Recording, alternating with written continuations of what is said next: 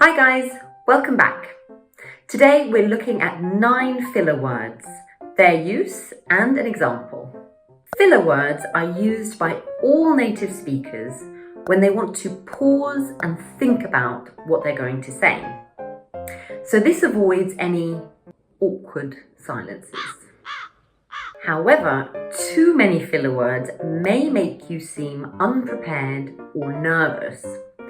So in our examples, we'll look at some possible downsides of their use as well.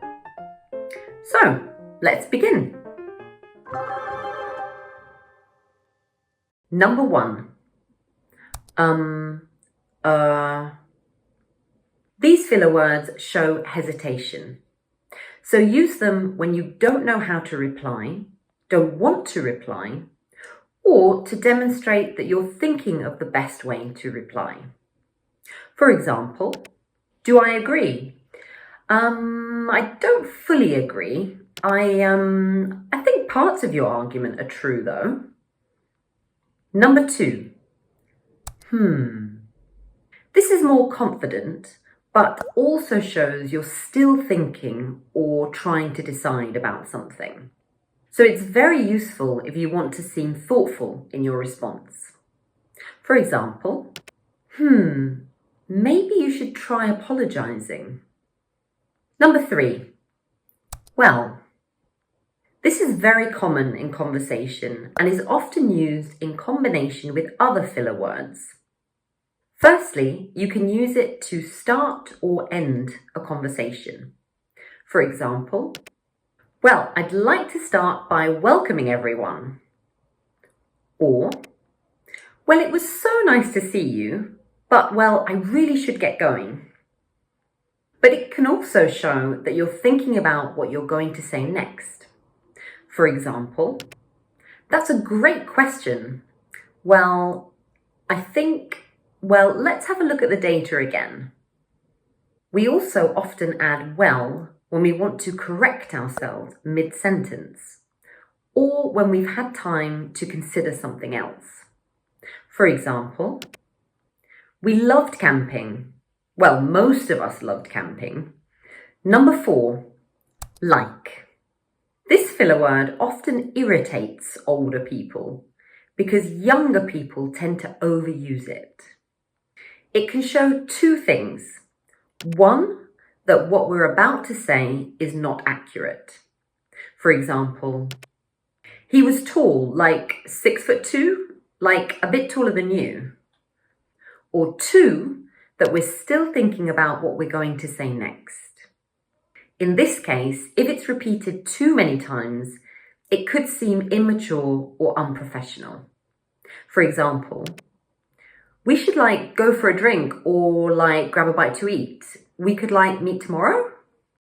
It should also be noted that in spoken English can be used to mean said. So that's why it's easy to overuse it. For example, my mum was like, what time will you be back? And I was like, I'll be home at 6. Number 5, actually. Again, this word can annoy some people. It can be used to point out that something is the opposite of what we expect. For example, it was so cheap, but actually really good quality. However, younger people tend to use the word actually when they're nervous or when they're having trouble thinking of what to say next. So you may hear this, and it isn't incorrect, but it's not a very professional or sophisticated way of speaking. For example, I actually think we should actually do some more research, actually. This brings us nicely to number 6, which is literally. Adding literally has a purpose. It shows that we want to emphasize what we're saying is true and that the speaker is not exaggerating. For example, it literally rained the entire time we were there. However, again, young people often add literally for no purpose or to a point that is not literal and is exaggerated. This style of speech is often mocked for sounding immature, so you may not want to copy it, but you will hear it. For example, literally, she's the kindest person in the world.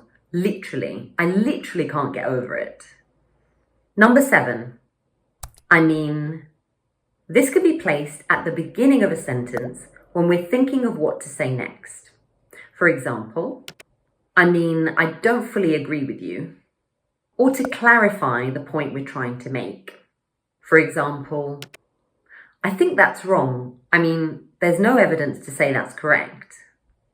Number 8. You know.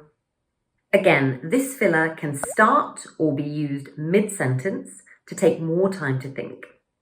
For example, I'm not sure whether, that's the right thing to do. If we place it at the end, it's to check for agreement. Usually because we assume the other person agrees with us.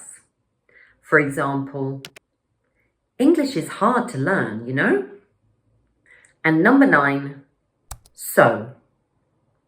Pay close attention to me in these videos and you'll notice that we use the filler word so. So let's dive in. So let's begin. So, without further ado, let's begin. To start a sentence or to start a new topic within a conversation. For example, so let's start to wrap this video up. Keep in mind that fillers are great and natural.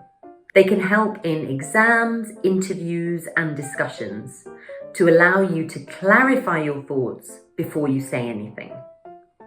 However, don't use them pointlessly or overuse the same ones, as you may sound unprofessional or nervous.